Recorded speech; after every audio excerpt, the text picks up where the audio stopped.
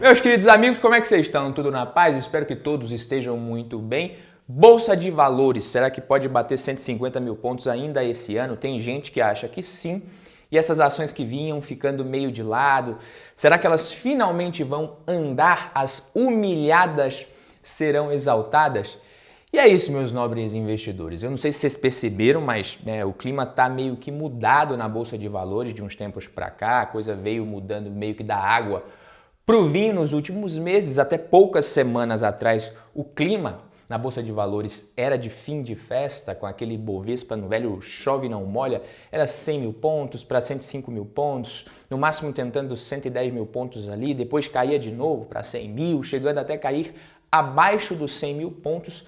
Só que finalmente as coisas andaram mais na Bolsa, o Ibovespa chegou até ultrapassar os 120 mil pontos em junho, subiu várias semanas consecutivas, embora tenha terminado o mês com uma leve recaidinha de leve ali, voltando aos 118 mil pontos, mas a opinião de muitos investidores, seja pessoa física, investidores institucionais, é de que agora o mercado pode andar bem. Isso tem tudo a ver com um dos temas que a gente vai comentar no vídeo de hoje, que está bem completo.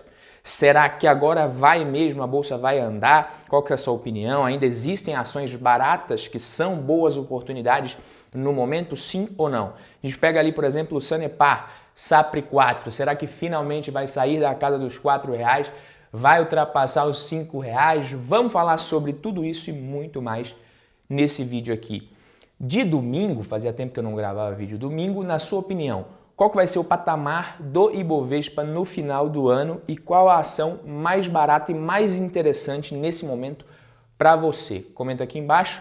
Quem já é de casa também, deixa o like aqui no Capricho no vídeo para fortalecer a nossa parceria e ajudar o vídeo a chegar em mais pessoas. E é o seguinte, na minha opinião, apesar de ainda ser cedo para a gente pensar nesse tipo de previsão, já começa a aparecer também essas matérias de especialistas de mercado financeiro prevendo bolsa de valores em 150 mil pontos até o final do ano. Se isso realmente acontecer, o Ibovespa entregaria uma valorização de mais de 25% de agora até o final de 2023, em 6 meses, ou seja, praticamente o dobro da taxa Selic na metade do tempo. Renda variável é isso. Você vê também ano passado, não entregou nada, fora os mais de 11% que já entregou até o momento em 2023. Só que é aquela coisa que eu sempre digo, você tem que ficar ligado para você não comprar na alta só na empolgação.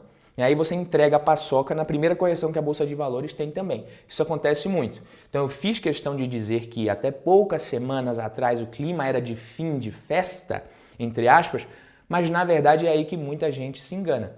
Quanto mais a Bolsa sobe, mais o fim de festa está se aproximando. Só que todo mundo vai meio que perdendo medo à medida que a bolsa sobe, a ganância aumenta. Então, cuidado com a empolgação.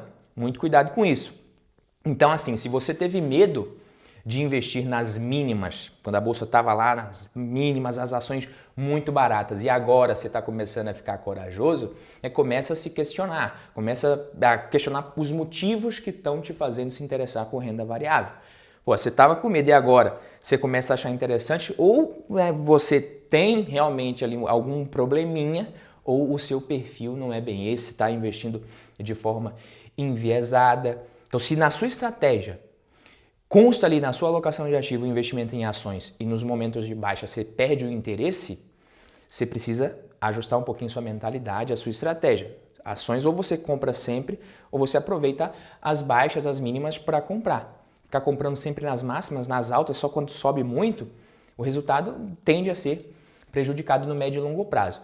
Mas uma das razões que faz muitos investidores ainda estarem otimistas com a Bolsa é que mesmo diante dessa alta mais recente, algumas oportunidades parece que continuam aparecendo, algumas ações oferecem também uma boa oportunidade no momento, como é o caso de Vale 3, na minha opinião, pelo menos. Claro que isso aqui não se trata de recomendação de investimentos, mas tem muita gente falando das ações da Vale. Eu joguei aqui no Investidor 10 e nesse ano a Vale saiu de uma máxima de mais de R$95, lá na metade do primeiro mês de janeiro, primeiro mês do ano, para um preço atual de cerca de R$64, o que representa uma queda de 34%. E aí a gente também consegue ver o P sobre L da Vale em 3,54, um dos menores desde 2013. Como vocês sabem, o P sobre L é um dos indicadores mais utilizados pelo mercado para saber sinalizar ali se uma empresa está barata ou não, se uma ação está num preço atrativo ou não. Aliás, esse P sobre L, ele está abaixo dos principais concorrentes globais da Vale, a Rio Tinto, o BHP. Em outras palavras, isso significa que dentro do segmento das empresas de mineração, a Vale, que é uma das maiores do mundo, uma das mais eficientes, está num preço também muito interessante, gerando muito caixa. Por falar em geração de caixa, você pega o EV/EBITDA da Vale, também é interessante, que é um indicador muito utilizado também para avaliar empresas de commodities, quando a gente está falando de valuation, para saber se está barata, se está descontada, se não está. Então, é uma empresa que vem gerando muito caixa por conta disso, pagando bons dividendos, deve continuar pagando. Eu comprei ações da Vale essa semana. Claro, como eu falei, isso aqui não é recomendação, só estou apenas comentando. Sanepar, SAPRE 4, subindo mais de 27% no ano, mas se você for ver também, ainda com múltiplos baixos. A ação descontada que apanhou demais também, coitadinha, né? Então o lucro, ele descolou um pouco da cotação, como é possível você perceber nesse gráfico, e isso aconteceu também em 2015. E quem comprou em 2015, quem comprou naquele momento, eu acho que não deve ter se arrependido, como você pode ver. Então quer dizer que Sanepar, SAPRE 4 vai entregar o mesmo desempenho daquele período, vai subir o mesmo que subiu em 2015 até 2016, 2018? Não quer dizer que isso vai acontecer de novo, né? Significa que o Ibovespa vai chegar aos 150 mil pontos até dezembro? Também não dá pra gente afirmar isso, ficar querendo prever o futuro, não tem bola de cristal. E tem aquela coisa também, né? Muito investidor de longo prazo às vezes fica nessa, eu queria que a bolsa não subisse nada, eu queria que continuasse barata para eu seguir comprando mais barato. É legal, isso realmente é interessante, é um pensamento assim que é meio até lógico, né? Para quem já tem essa mentalidade ajustada. O problema é o seguinte, quando o cenário macroeconômico vai melhorando, vai ficando mais positivo, as notícias vão melhorando, entre aspas, né? O otimismo dos investidores aumenta e aí todo mundo olha e vê barato e quer comprar. Só que quando todo mundo está comprando, a pressão compradora faz o preço das ações subir. Isso é natural. Então não tem como você seguir comprando bolsa barata com notícia boa. Geralmente, quando as ações ficam de lado, caindo, a coisa não está muito boa, as expectativas não são muito boas. Quem consegue acumular um bom número de ações nesses períodos, geralmente faz bons negócios no médio e longo prazo. Então, quem comprou Bolsa de Valores até esse momento, quem continuou comprando desde 2020 até aqui, com certeza não vai se arrepender no médio e longo prazo. Então, quem está começando agora tem que pensar assim também. Não adianta você querer, eu vou começar, eu quero que a bolsa... Não tem como você controlar o preço do mercado.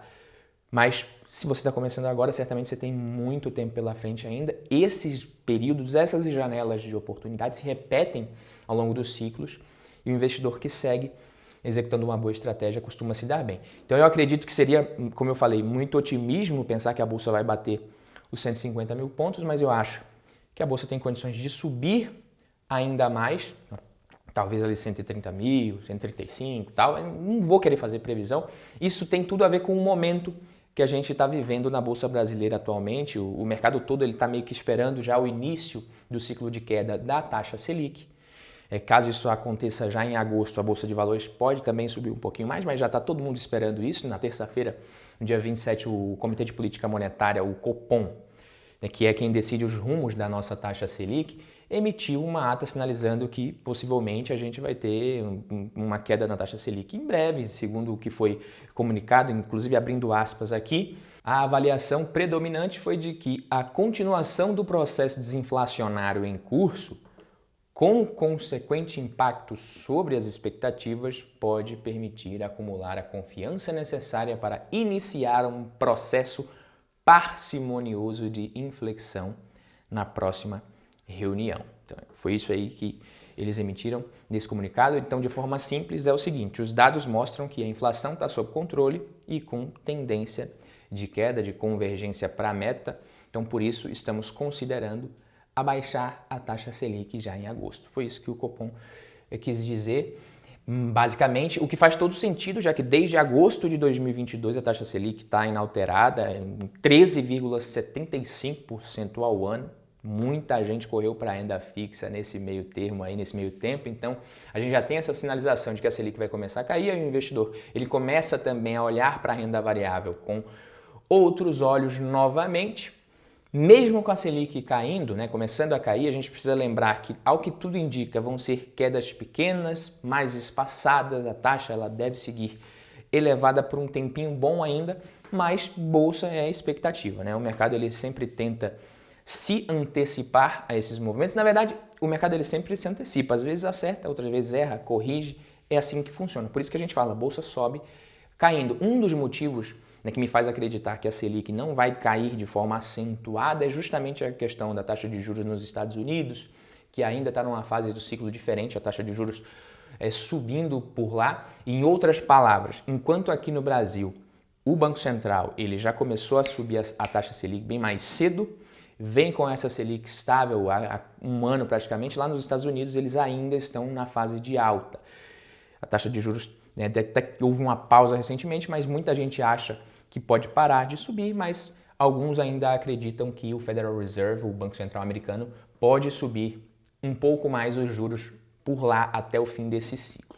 Taxa de juros americana, para quem não sabe, acaba influenciando também na economia de países emergentes como o Brasil. Então, quanto maiores os juros por lá, isso atrai capital estrangeiro e acaba também afastando um pouco o interesse de países emergentes que precisam talvez aumentar um pouquinho o prêmio, se bem que esse prêmio já está muito alto, tanto que a gente está vendo o dólar caindo recentemente, é um dos fatores. E mudando agora completamente para outra questão, outro assunto que eu gostaria de comentar com vocês, que é a situação dos leilões no segmento de transmissão de energia, que tem impacto direto nas empresas, nas ações do setor, como a Alupar, Taesa, Engie, várias outras empresas do setor elétrico ali na Bolsa de Valores. Eu não sei se você sabe, mas a Agência Nacional de Energia Elétrica, a ANEEL, realizou nessa terça-feira um primeiro de uma fase de 3 leilões de transmissão, com expectativa de 15,7 bilhões em investimentos, esse primeiro leilão que ocorreu na sede da B3 em São Paulo no dia 30. Então o governo ele pretende realizar mais um leilão de transmissão esse ano, previsto para outubro, com cerca ali de 20 bilhões em investimentos estimados, de 20 bilhões de reais. Então, apesar desse grande interesse do mercado em investir no segmento, ao mesmo tempo os projetos eles acabam criando um certo gargalo, porque você precisa de matéria-prima, você precisa investir nisso. E outro problema é que esses leilões também estão muito concorridos e isso pode piorar a relação de risco-retorno das empresas, o valor que as empresas vão gerar, já que muitas delas acabam pagando meio caro nesses leilões. E aí com a Selic alta, mesmo que ela comece a cair em breve, isso acaba dificultando o crescimento por meio de alavancagem. Nem sempre o vencedor desses leilões vence, e nem sempre o vencedor é quem mais gera valor para o acionista. Tanto que você pega o Morgan Stanley, inclusive rebaixou as recomendações para as ações do setor de energia, então quem era compra às vezes virou neutro, quem era neutro virou venda. Você pega a ISA-CETEP, Transmissão Paulista e Alupar, eles substituíram a recomendação de compra para neutra, já a Taesa permaneceu como neutro, mas o preço-alvo caiu um pouco, tudo por conta dessa concorrência. Apesar disso, empresas do setor elétrico seguem como boas opções, seguras, boas pagadoras de dividendos. A questão é que o risco vai diminuindo ou aumentando, os preços vão sendo afetados. Pega BB Seguridade, BBSE3, é outra ação que vem sofrendo um pouco, mas pode ser uma boa opção no momento, no setor de seguros. Bons indicadores, bons dividendos, entregando um crescimento de resultado operacional nos últimos anos. A empresa redonda sofre um pouco com o resultado financeiro ali, com a Selic caindo, sim, assim como se beneficiou também com a alta, mas não deixa de ser uma boa opção no setor e nesse momento parece ser uma opção descontada. E por falar nisso, deixo a pergunta para vocês. Quais ações estão baratas nesse momento na sua opinião? Deixa o comentário aqui embaixo, fico por aqui, quem gostou deixa o like, se inscreve, a gente se vê na próxima, tamo junto, valeu!